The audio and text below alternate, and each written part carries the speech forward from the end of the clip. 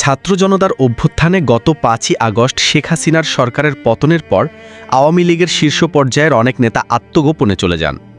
গা ঢাকা দেন মাঝারি ও তৃণমূল পর্যায়ের অনেক প্রভাবশালী নেতাও। ওই দিন রাজনৈতিক পট পরিবর্তনের পর মাঠে শেখ পরিবারের কাউকে খুঁজে পাওয়া যাচ্ছে না। শুধুমাত্র ঢাকা ছেড়ে যাওয়া শেখ হাসিনার বিষয়টি পরিষ্কার। তিনি বর্তমানে ভারতের দিল্লিতে অবস্থান করছেন, কিন্তু তার সঙ্গে ছোট বোন শেখ রেহানা ঢাকা ছাড়লেও তার অবস্থানের বিষয়টি পরিষ্কার নয়।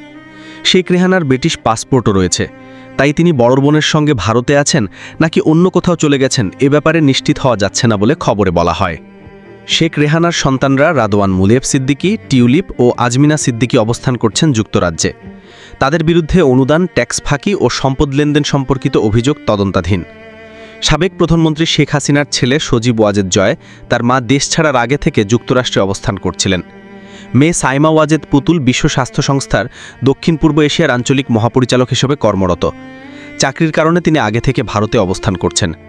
শেখ রেহানার ছেলে রেদওয়ান মুজিব সিদ্দিকী ববি কোথায় অবস্থান করছেন সেটি অজানা। ৫ অগাস্টের পর থেকে শেখ সেলিমার পরিবার আত্মগোপনে আছে। শেখ পরিবারের ঘনিষ্ঠ সূত্র দাবি করছে শেখ সেলিম এখনও দেশেই আছেন, তবে এই তথ্যের সত্যতার বিষয়ে নিশ্চিত হওয়া যায়নি। শেখ সেলিমের ভাই শেখ ফজলুল হক মুনির 2 সন্তান শেখ ফজলে শামস পরশ এবং শেখ ফজলে নূর তাপস ৫ অগাস্টের পর থেকে তাদের খোঁজ নেই। সরকার পতনের 2 দিন আগে সিঙ্গাপুর যান তাপস। শেখ পরশও দেশ ছেড়েছেন বলে জানা যায়। শেখ সেলিমের ছোট ভাই শেখ ফজলুর রহমান মারুফ ক্যাসিনো বিতর্কের সময় আলোচনায় এসেছিলেন। তিনি বর্তমানে সিঙ্গাপুরে আছেন বলে জানা গেছে।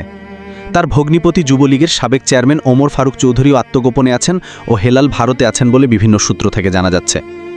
সজীব ওয়াজেদ জয়ের যুক্তরাষ্ট্রে তার নামে দেশটিতে 13টি বাড়ি ও শপিং মলের মালিকানার প্রাথমিক প্রমাণ পাওয়া গেছে।